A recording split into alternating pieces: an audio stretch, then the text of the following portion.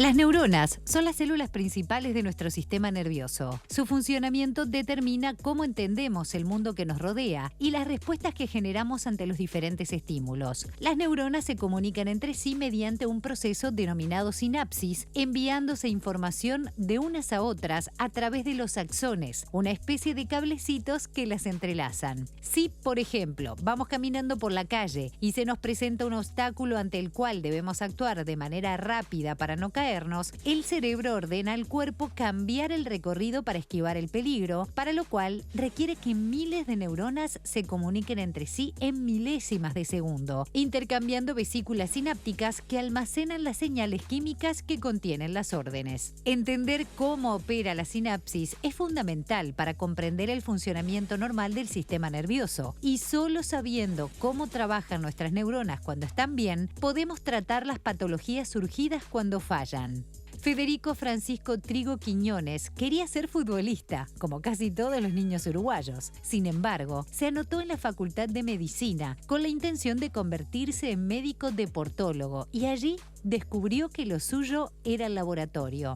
Doctorado en Ciencias Médicas en 2003, se especializó en Fisiología Sináptica en la Universidad Pierre et Marie Curie en París. Durante 15 años vivió, investigó y dio clases en Francia, hasta que en 2019 regresó a Uruguay para continuar su trabajo en el Instituto Clemente Estable. Junto a 4 colegas de distintos países, investigó los mecanismos de sinapsis, publicando los resultados en la revista Journal of General Physiology, que le valió convertirse en el primer latinoamericano galardonado con el premio Paul Cronenfield, que otorga esa publicación junto con la Sociedad de Fisiólogos Generales, con sede en Massachusetts. Los descubrimientos del Dr. Federico Trigo servirán para tratar diferentes patologías dentro de un par de décadas y nos ayuda a saber cómo funciona el ser humano, si es que los investigadores cuentan con los recursos necesarios, porque somos un país demasiado pobre como para darnos el lujo de no tener ciencia.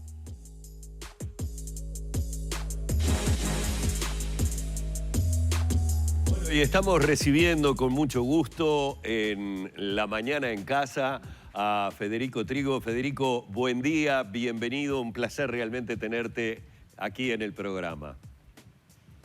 Hola Humberto, un placer estar con ustedes. La verdad que muy linda la presentación. Yo no sé si voy a poder agregar algo más de lo que se presentó ahí. No, la verdad muy emocionado de estar con ustedes. No, y merecidamente, en una época, Federico, en la que comenzaría antes de hablar de esos sueños de futbolista, aunque sé que de repente preferiste más la natación o tu ingreso en la facultad fue más con una intención de terminar siendo médico deportólogo y después la vida y la vocación te fue llevando hacia otro lado. Primero enmarcar este diálogo dentro de una mirada que los uruguayos y el mundo, pero en particular yo quiero centrarlo un poco en Uruguay, los uruguayos estamos teniendo hacia nuestros científicos, hacia la ciencia en general, obviamente que motivado por el tema de la pandemia.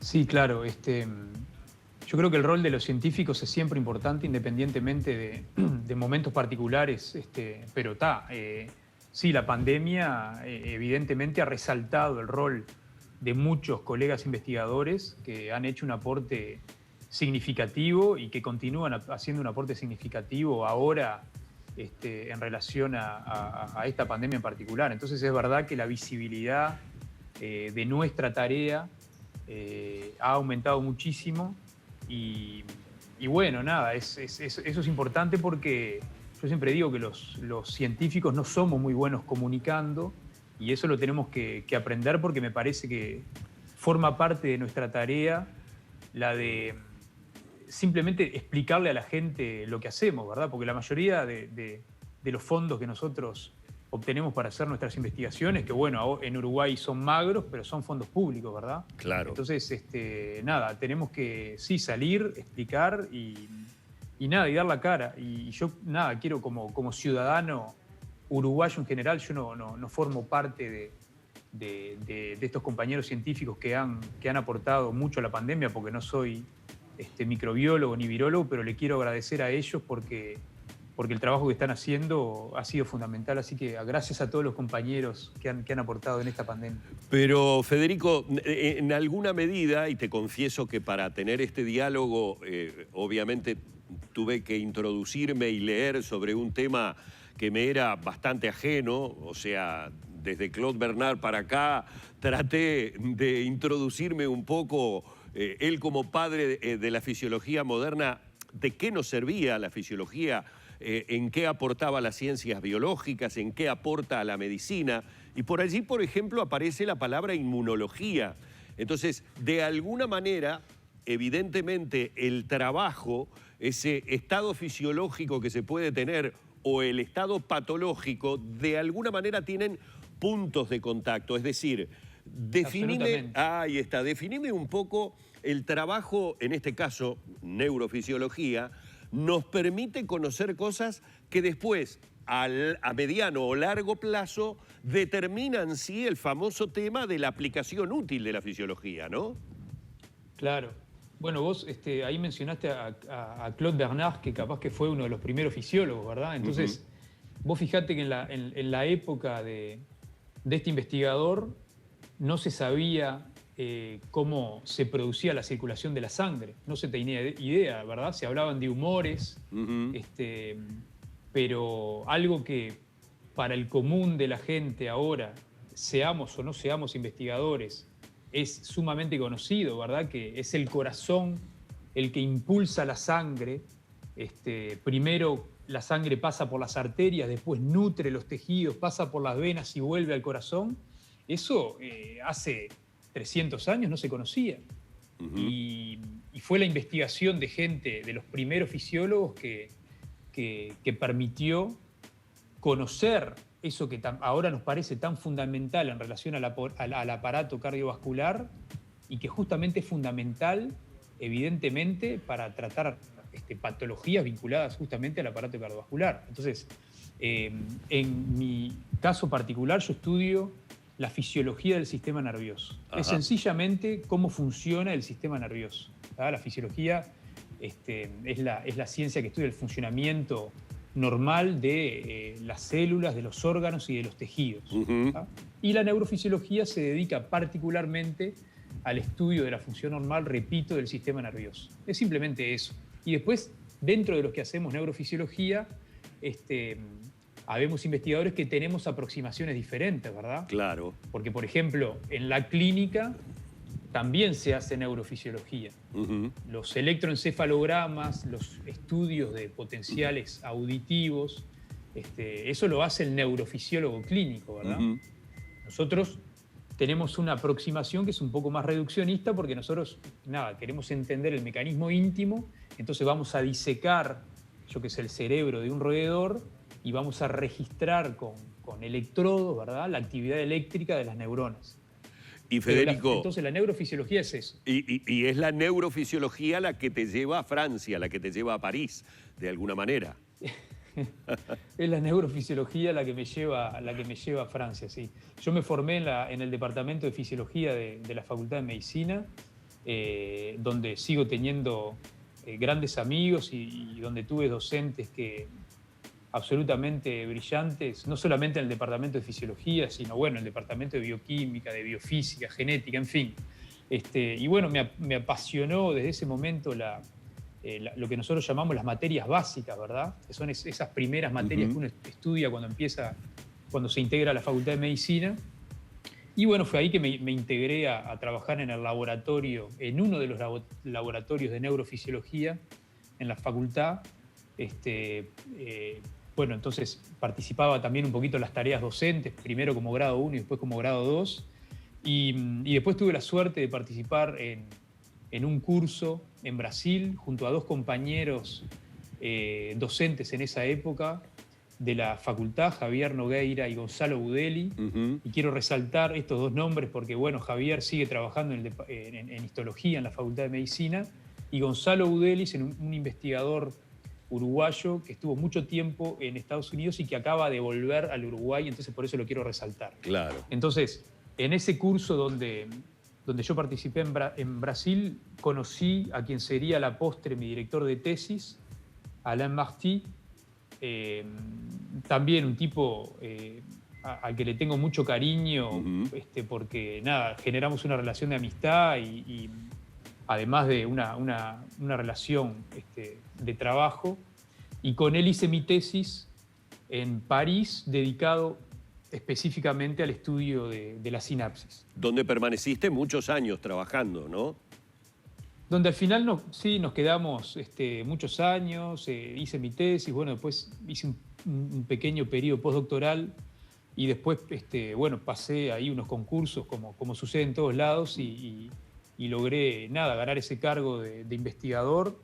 Así que estuve haciendo investigación y dando clases en París 5 durante varios años. Pero esto habla, Federico, sin que esto signifique exclusivamente un halago a Federico Trigo en forma personal. Esto habla del nivel que tienen los investigadores, los científicos uruguayos, porque yo te he escuchado en más de una nota decir que durante tu estadía en París el nivel de muchos jóvenes que viste llegar desde Uruguay era un nivel académico realmente muy importante.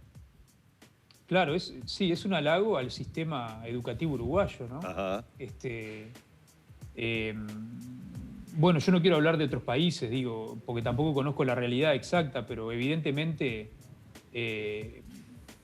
cuando vos estás compartiendo el día a día laboral, ¿no?, con otros colegas, te das cuenta que sí, que nuestro sistema educativo funciona y forma gente absolutamente excelente, ¿no? Pero con una diferencia, pero con una diferencia presupuestal que, por ejemplo, entre Francia y Uruguay la podemos situar en números en cuánto.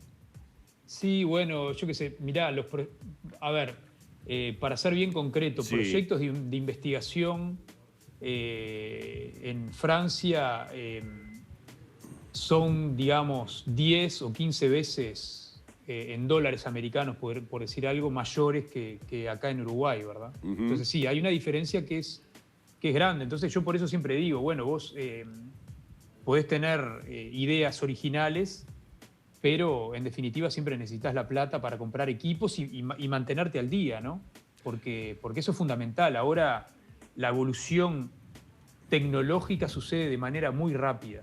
Claro. Entonces, los investigadores necesitamos estar ahí siempre al borde de la tecnología que se está desarrollando, porque si no te vas desfasando poquito a poco. Pero podríamos bien decir que, si bien yo inicié la nota hablando de que hoy los uruguayos tenemos un reconocimiento especial hacia el tema de la ciencia, en realidad nuestro reconocimiento es relativamente superficial, epidérmico, es de corteza, porque en el fondo de esta situación lo que deberíamos es brindar el apoyo presupuestal para que el desarrollo de la ciencia en el país fuera distinto. Es decir, es como si habláramos de que los tiempos políticos con los tiempos científicos están totalmente desacompasados, porque el tiempo político es muy corto y el tiempo científico es mucho más largo. Entonces allí no hay una verdadera apuesta a 20, 30, 40, 50 años de transformarnos en un país que verdaderamente apoye a la ciencia y la tecnología. Claro, yo creo que igual que el reconocimiento ese sea de corteza, como vos decís, igual está bueno, ¿no? Porque ya es un pasito, en definitiva. Pero claro, sí, los tiempos de la clase política, que es la clase que toma las decisiones, ¿no?, en materia presupuestal, no son los mismos que los tiempos de los investigadores. Y yo eso lo entiendo. Pero también creo que nosotros también tenemos que tratar de vehiculizar el mensaje de que solamente teniendo un sistema científico y tecnológico fuerte, que el Uruguay va a poder ser un país competitivo y afrontar este mundo del conocimiento que avanza tan rápido y que, nada, si no nos metemos ahora en ese tren que está pasando, vamos a quedar afuera. Entonces, claro, yo creo que evidentemente la inversión en ciencia y tecnología es absolutamente fundamental.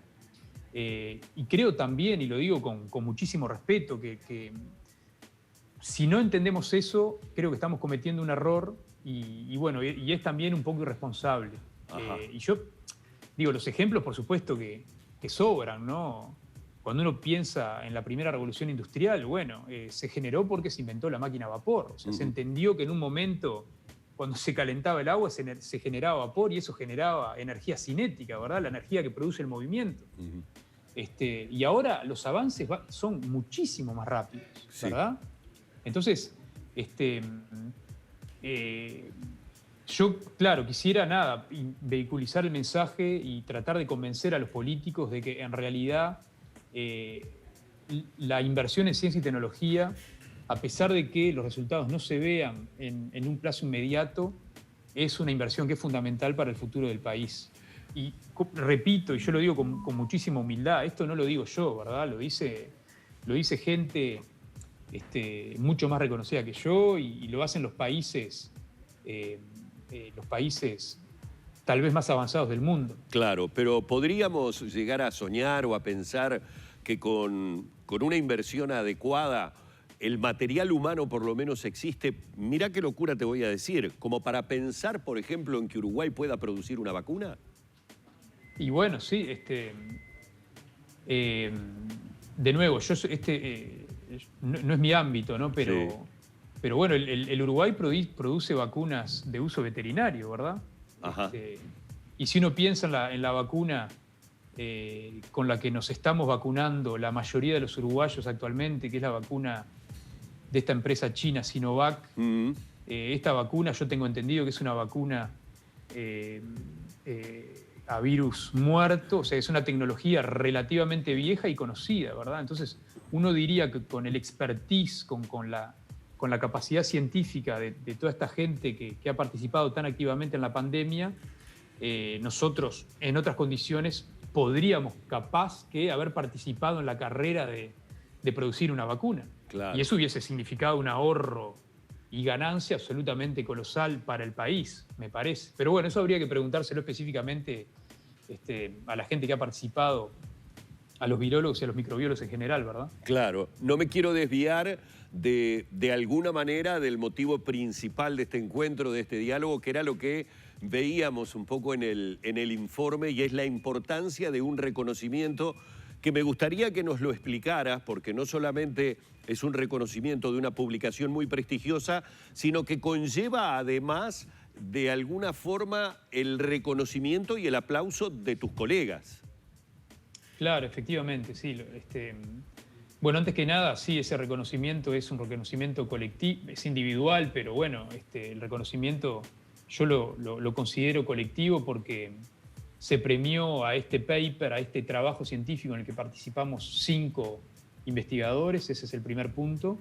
Y después, efectivamente, como tú lo decís, el reconocimiento para nosotros los investigadores, el reconocimiento por los pares, que son los otros investigadores, es de alguna manera el reconocimiento más importante. Por supuesto que también es un reconocimiento la posibilidad de hablar con ustedes y hablar con tus colegas. Sí. Pero sí, lo que nos toca, lo que nos toca a nuestro corazoncito, digamos, es efectivamente que el artículo se comparó con otros artículos y se consideró que constituía un avance conceptual y en ese proceso participaron otros colegas, ¿verdad? Ajá. Entonces sí, eso está buenísimo y la verdad que es un reconocimiento que yo no me esperaba.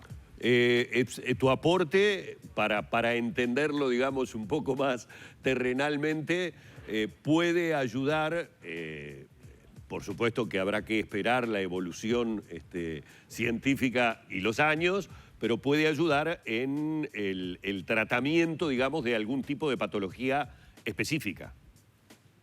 Claro, sí, patologías del sistema nervioso, por ejemplo, en las que están involucradas las sinapsis, ¿verdad? Yo siempre digo que es imposible generar estrategias terapéuticas adecuadas para tratar de curar una enfermedad si no conocemos el mecanismo de funcionamiento normal. Claro. Es difícil imaginar que podamos generar esas estrategias terapéuticas si no se conoce ese mecanismo íntimo, ¿verdad? Uno puede imaginar, bueno, capaz que el médico puede llegar a tratar la sintomatología, ¿verdad? Que es lo que el paciente siente. Por ejemplo, por dar un ejemplo muy concreto, ¿no? Cuando uno tiene una gripe, uno de los síntomas es la fiebre. Bueno, vos podés tomar un antipirético, ¿verdad? Un medicamento que te disminuya la fiebre, pero vos no estás tratando la infección por el virus de la gripe, ¿verdad? Claro.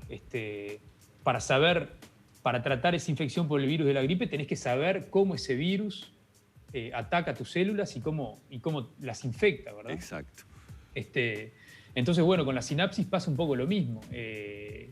Yo siempre pongo el ejemplo de la miastenia gravis, que es una de las patologías de la sinapsis más frecuente y evidentemente hace relativamente poco que se entendió el mecanismo fisiopatológico, ¿verdad? Ahora hablamos de la fisiopatología, digamos, de la miastenia gravis y bueno, eso evidentemente requirió estudios de fisiología básica. Yo ayer, sin ir más lejos, estuve dando una clase a unos estudiantes de maestría, de diversos ámbitos, Facultad de Medicina, Facultad de Ciencias, etcétera, y hablamos de fisiología sináptica, ¿verdad? La fisiología de la sinapsis química, que es esto que yo estudio.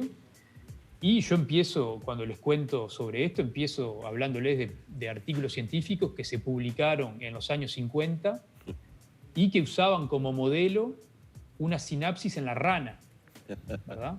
Claro. Y otros artículos de los años 60 donde se usaban como modelo una sinapsis gigante del calamar. Entonces, uno diría, pero ¿y para qué sentido tiene estudiar la sinapsis de la rana o del calamar? Y bueno, han sido experimentos esenciales para entender el funcionamiento de la sinapsis y lo que pasa cuando esa sinapsis funciona mal. Exacto. Federico, realmente ha sido muy grato este encuentro, este diálogo. Ha sido tremendamente ilustrativo, no solamente en el área específica, sino también tratando de adentrarnos un poco en lo que tantos uruguayos toman como vocación, abrazan como vocación, dedican su vida, trabajan, estudian e investigan. Y bueno, está bueno que ahora que estamos tan atentos los ciudadanos comunes a lo que es el mundo de la ciencia, que veamos el beneficio que puede tener para un país mirar hacia sus científicos, mirar hacia quienes trabajan de esta manera, de otra forma. Ha sido realmente un placer, te mando un abrazo muy grande y las felicitaciones del caso. Bueno, gracias a ustedes por la oportunidad. Un abrazo para vos, Humberto, y un saludo para todos los televidentes. Muchísimas gracias. Federico Trigo pasó en la mañana en casa. Nos vamos nuevamente con Cairo y Eliana para ver qué tienen para contarnos.